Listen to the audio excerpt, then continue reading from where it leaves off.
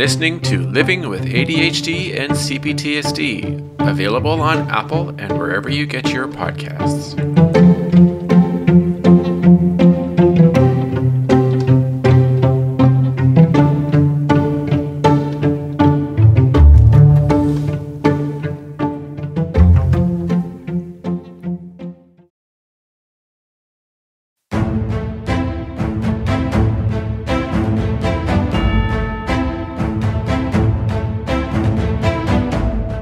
Hello everybody, and welcome to a bonus episode of Living with ADHD and CPTSD. This is a subscriber-only recording. So, I've been dealing with a lot of problems in my relationship. A lot of confusion, a lot of frustration and anger on both sides. She's the more verbal one when it comes to expressing our thoughts and feelings. And when it comes to personality types and attachment styles, she is the emotional type where I am an avoidant type. And a lot of that is to do to trauma and CPTSD related stuff. We both have CPTSD. I'm not going to go into any detail on her, as that is not my call. I respect privacy, and so don't expect any of that, but I will discuss relationship related problems. So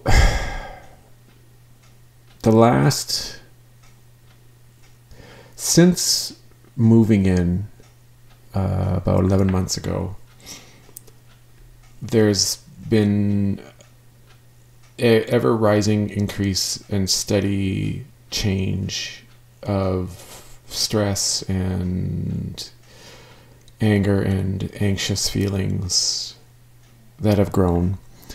And the relationship changed over time. There's been a lot of problems, and with my learning how to deal with my trauma, as well as because of my ADHD and the autism that I have, I'm not exactly someone who deals with change really well, especially a big change, like a life change event, such as moving in with someone and living in a completely different city. I lived in a little town, although it's in Alberta. This is a city of about 42,000 people. And I grew up there. That's the only place that I've ever really lived.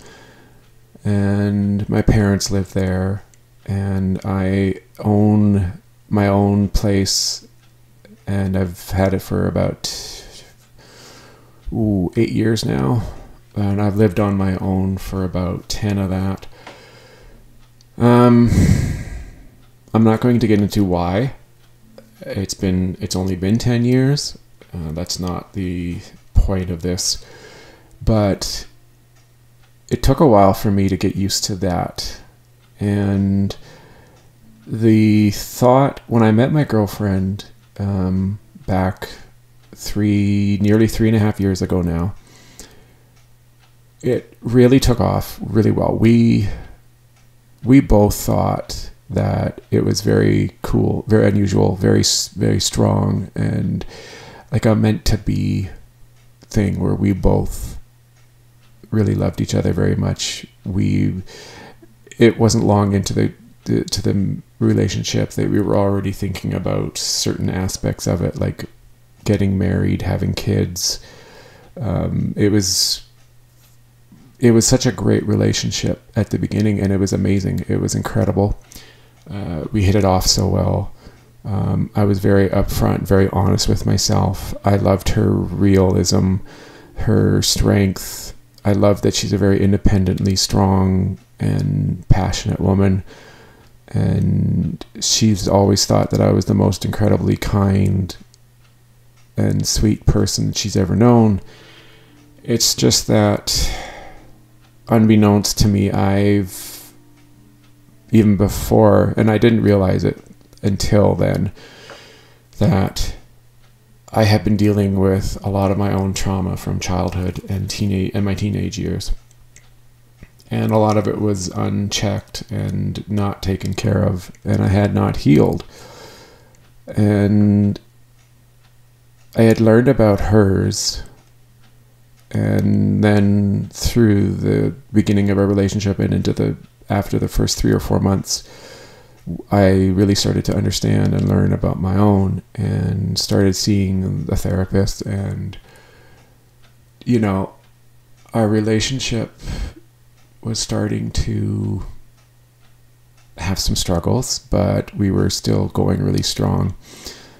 And the first signs of problems that really became apparent were when we went to Vancouver in September of 2019, which was 9 months into our relationship. Well, yeah, nearly 9 months. And it really kind of started my fears. I was thinking that we were done, that I messed it up. I was showing a lot of signs of childhood-related trauma. I was blended and triggered with my system a lot. And I was just learning and just starting to understand CPTSD at that time. And fortunately, we did resolve a lot of the issues, but we were still having, struggling, and it was still increasing. And things slowly started to get a little worse. And then in March, when the COVID pandemic hit, we were forced to not be able to see each other for 6 or 7 weeks. And it was really stressful. And it was very hard on each of us. And it was a lot harder on me than I admitted at the time. And the relationship almost ended then, because I did not handle it well. I was making a lot of my decisions from a child aspect. I wasn't doing adult-like decisions. I wanted to see her, despite knowing that the risks of CPTSD, the risks of COVID were pretty high at that point, and there were no vaccinations or anything at the time. And she was upset that I wasn't thinking about this from an adult's perspective. And all I wanted to do was see her, because I was lonely and I missed her a great deal. And she was really strict on the COVID. She followed the rules to a T. And I did too. Not quite as strict as her, but I did. And like I said, it almost ended. And then when we finally were able to see each other, struggles just kept going. I don't think we've fully ever recovered. We've had a lot of hard times. We've discovered so much. We've gone through a lot of ups and downs. She's put up with a hell of a lot from me, and I've struggled with asking to get my own needs met. I've struggled with learning about CPTSD and understanding my triggers and understanding where it comes from. I hadn't even really gotten to any of the ADHD part yet, or the autistic part of this whole problem and epidemic that I've been dealing with. And we got strong enough and close enough in our relationship that eventually we decided and agreed that we would live together. And that was back in March of 2021. And we started looking, and I felt at that point, all the way up to moving in, that I was ready. I felt good. I felt that I could handle it, that I was excited and I wanted to do this. And I guess my lack of understanding really came up, and I should have seen this earlier. And I didn't, because I was clouded by lack of judgment and lack of understanding of everything. If I had realized what I knew now, I'm not sure if I would have done it. Like, I didn't know to what degree I would struggle. Like, struggle with the move-in, struggle with the changes, struggle with all the new stuff that I had to deal with, like the shared responsibilities, looking after not only myself and my dog, but also having to look after her and think about her and what my actions and my behaviors do to them, to her and her 2 cats. It never occurred to me. I guess I didn't fully understand, and it didn't fully comprehend it. And there were a lot of different changes. Like, there were a lot of personal struggles that I dealt with. Learning the house, remembering where everything is,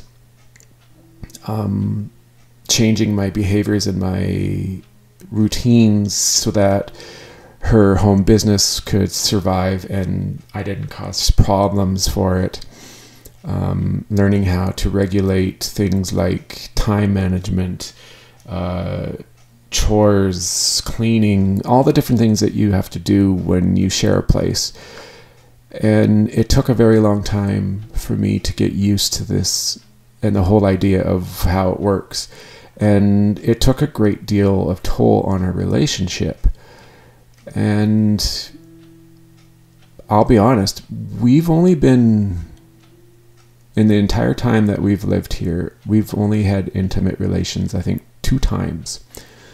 And I know that's going to be shocking and unbelievable to everybody who's listening to this, and I get it, but that is the reality, is that our relationships, the struggles and the stress and the anxiety and what the CPTSD has done has really put a huge strain on the relationship. And I'm really starting to think that it's to a point where it might not get better. It might just be too late. It might be too far gone for it to improve, because even though I was working as hard as I can to improve, to start healing, to get my anxiety under control, there's just too much at times where the communication fails. I'm struggling to maintain the adult.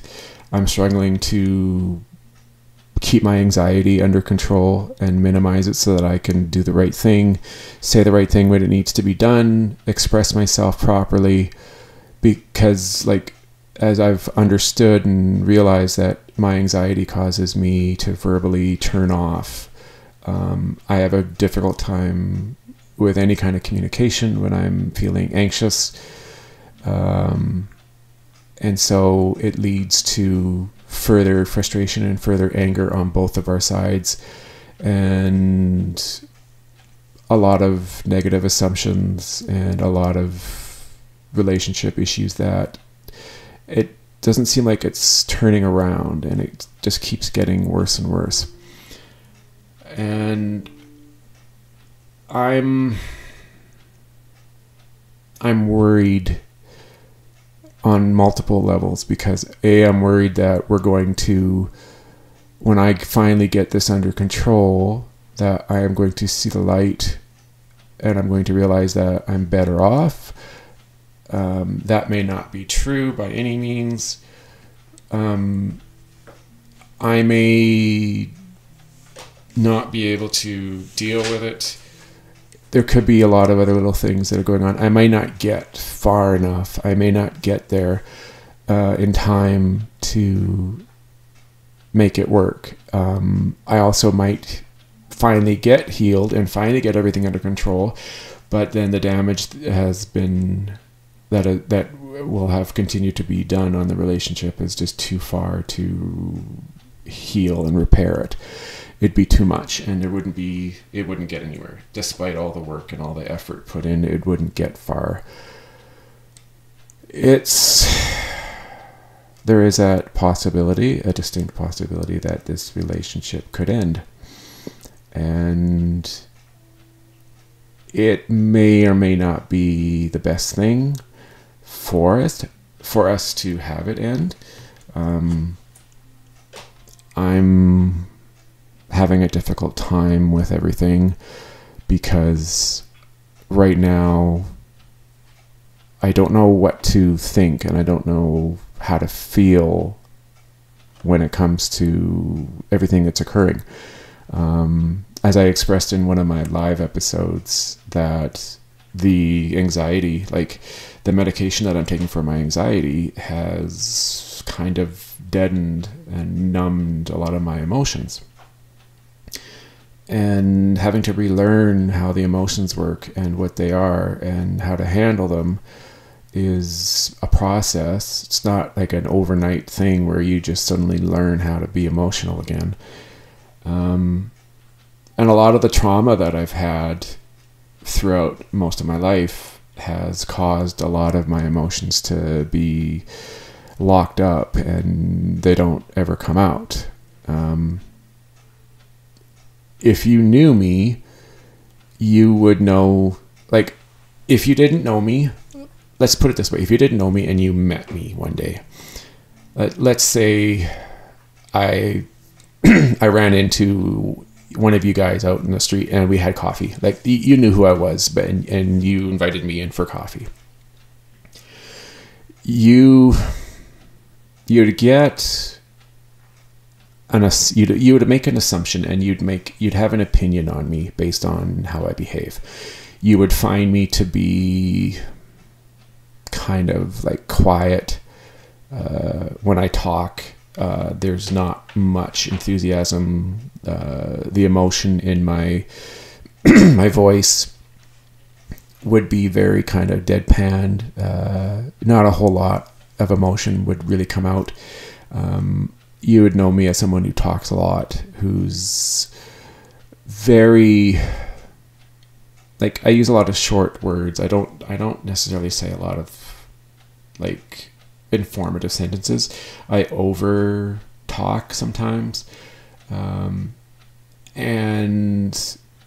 But you'd notice that I don't get very emotional. I'm not very excited.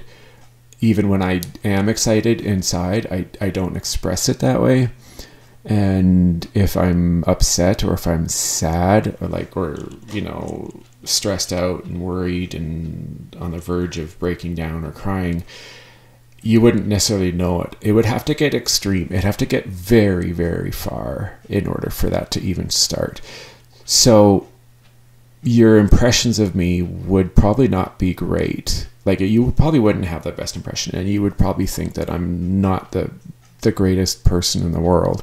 But once you got to know me, like if you gave me a chance and you put that all aside and you didn't make an assessment and judge me after one meeting, and you got to know me, then you would start to realize that in reality, I am a very caring, very compassionate, very understanding person.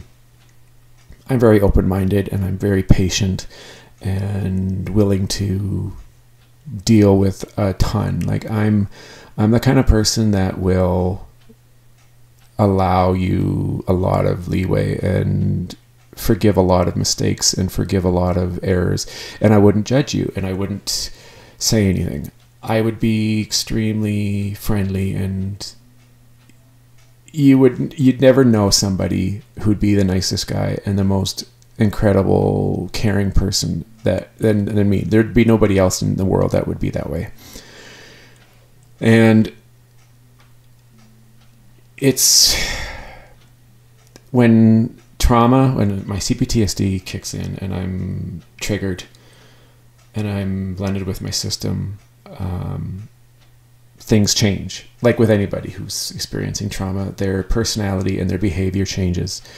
Some it changes a lot and some it doesn't. And I'm the kind of person that when I get triggered, if I'm not in control, then my parts act up and they have a tendency sometimes to do things, say things that I have to take back or that are childish, that can be mean or stupid or silly or really immature. And my anxiety plays a large role. Like if I'm anxious, I have a tendency to be very quiet and I don't say a lot, and I do a lot of listening. I look like I'm kind of distracted, and I'm very intent and very focused, and it looks like I'm really thinking super hard, and it gives people the wrong assumptions and the wrong thoughts, right? And so in my relationship, this plays in because my girlfriend is a very emotional person. She's highly emotional. She is an empath, so she feels other people's feelings and thoughts and understands their emotions, sometimes even better than they do.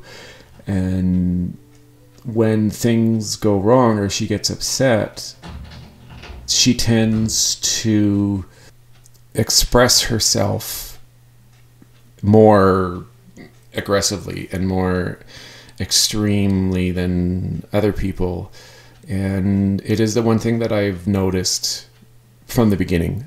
At first, I remember I would say, wow, she's really overdoing it, or she's getting all upset or emotional or really like intense for such a small thing.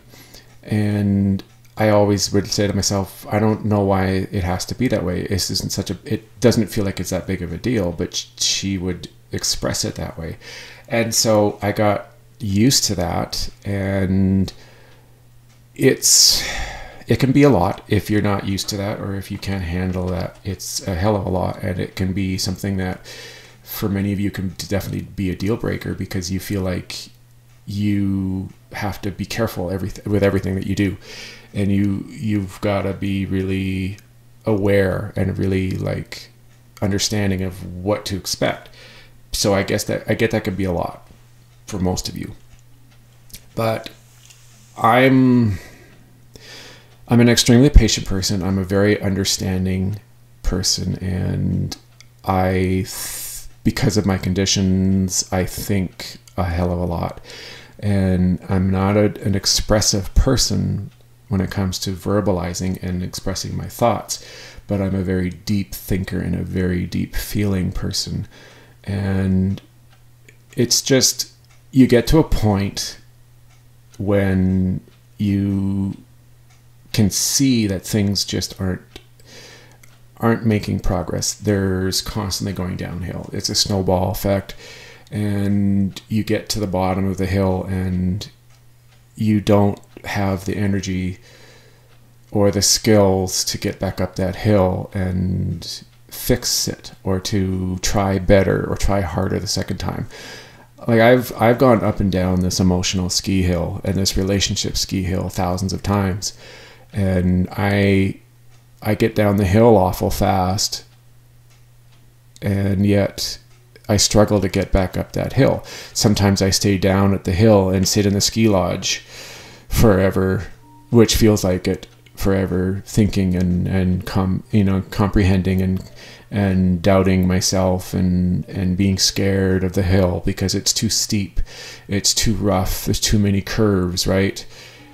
And then eventually I am able to convince myself, either by processing and realizing that it's okay, I can do this, and I get back up there. But it's like I have little control of myself going down this hill. So I struggle often, and there's no one ski instructor on this relationship hill that can help me. And the only way to learn is to do it myself. I am a self-taught person. That's how I learn the best. Instruction has never really been my strength. I can be told something over and over again, and 9 out of 10 times I end up either forgetting it or I do it wrong, and then I've got to be re-instructed. And either eventually I figure it out on my own, or I do finally get it. And if it is something that's really something that I'm passionate about, then it's way easier, and I am more likely able to learn from someone. But 9 out of 10 times I have to learn on my own, and I have to learn from experience and just from doing it in order to get it, which is unfortunate because it doesn't really bode well when it came to my schooling.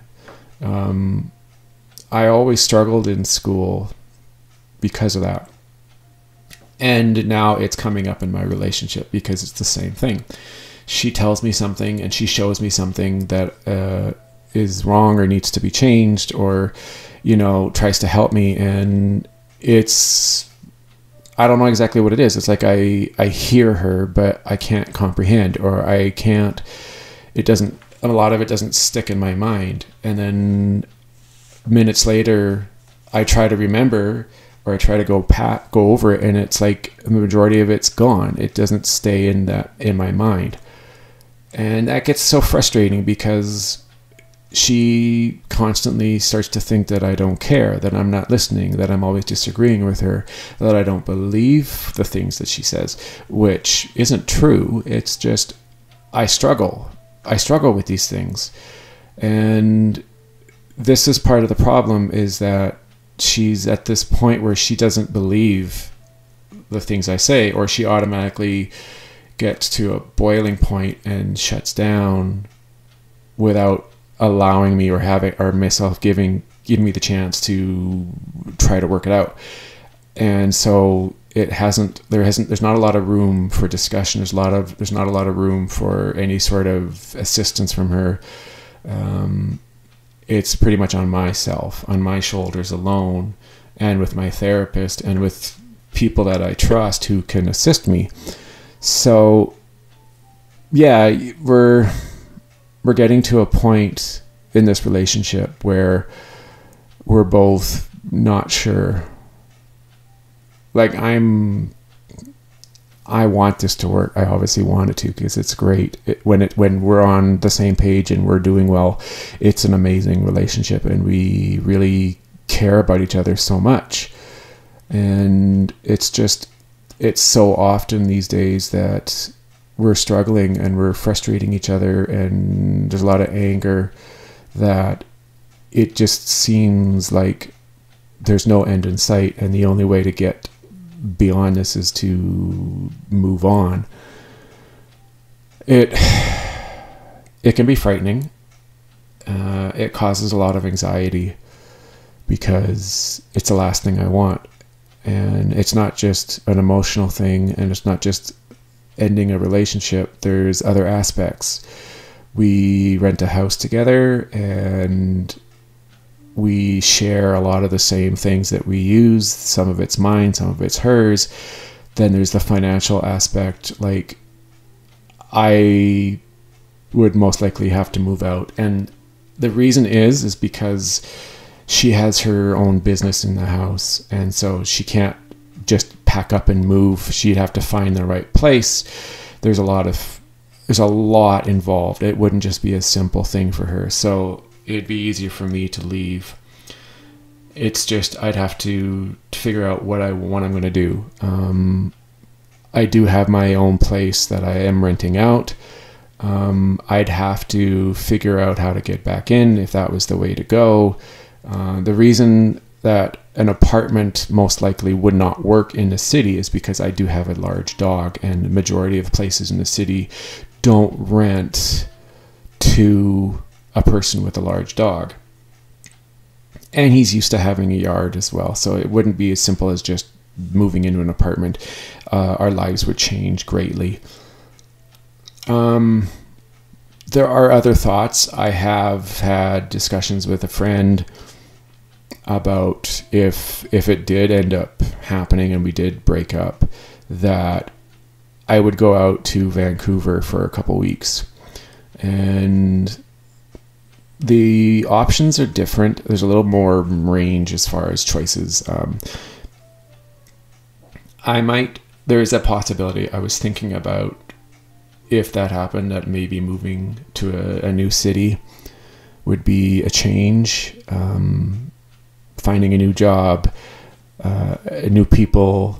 I have some friends and a couple family members that live in Vancouver, and a different city would be a good change. It would be a good fresh start for me. But this is all, of course, assuming that everything, if anything, happens. So that's only an afterthought. It's in the back of my mind, but it is something that I think about on a regular basis. I am more concerned about resolving my personal problems, getting past my complications and my issues, and healing myself, and then healing this relationship. I know I don't have an unlimited time frame. It's not like I can do this for a year and we're going to continue to struggle. We have to make progress in some way. We have to improve this relationship. We have to heal and get forward, get on to the next step. And there is pressure on me to do it. And I'm typically pretty good with handling pressure, especially when it's something as big as this. So I know I need to do it. And I know I'm really having to work hard. It may probably be the hardest thing I ever do in my life. And handling it, and handling all the external outside forces like career and my friends, and dealing with my anxiety, and dealing with change and making some adjustments. Like, we're thinking of having a second roommate to help with money. And we're thinking that a person who's living together might help us because there's another person in the house, so we have to kind of control ourselves. And it might help. I think it will. She thinks it's a good possibility. It would be a change, and I think I'm better adapted for it now. I couldn't have done this 6 months ago. But now that I'm aware that my anxiety is a big part of everything, there's definitely hope and there's promise. So just have to start from there and work my way towards it. And I've got to be better. And I'm well aware of the fact that I have to do better. But she does have her own thing that she needs to work on. It's going to take a little convincing, and it's going to take some hard work on my behalf to show her that it's not just on my end where the work and improvement needs to happen. But for now, it's on me because it's my anxiety and my trauma that's causing the majority of the grief in this relationship. And I know I need to work on this and I need to get better. So, yeah. But you never know. If worse comes to worse, and this does have to end, there's new avenues and new ways to go about this. And I got a lot of support out there. It's not like I'm alone. There are ways of handling it. And it would be hard. I'm not going to stop making podcasts. That would be the first thing. I'm going to continue doing it.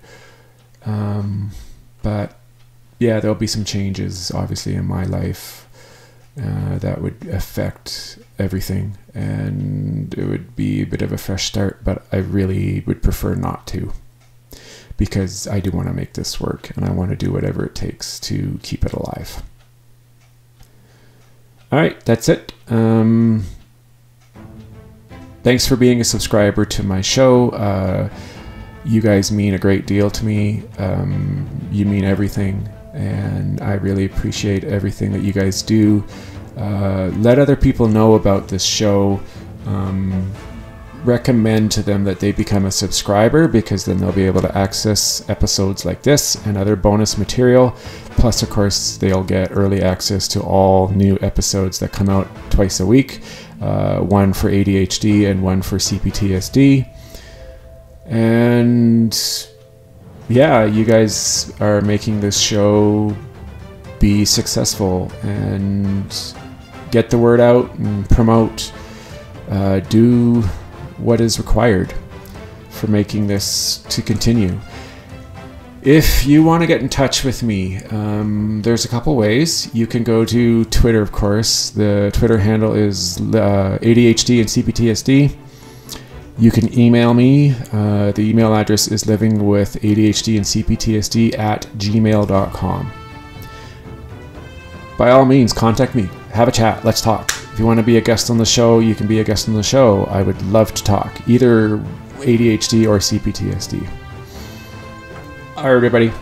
That's today's bonus episode. Talk to you later. Bye.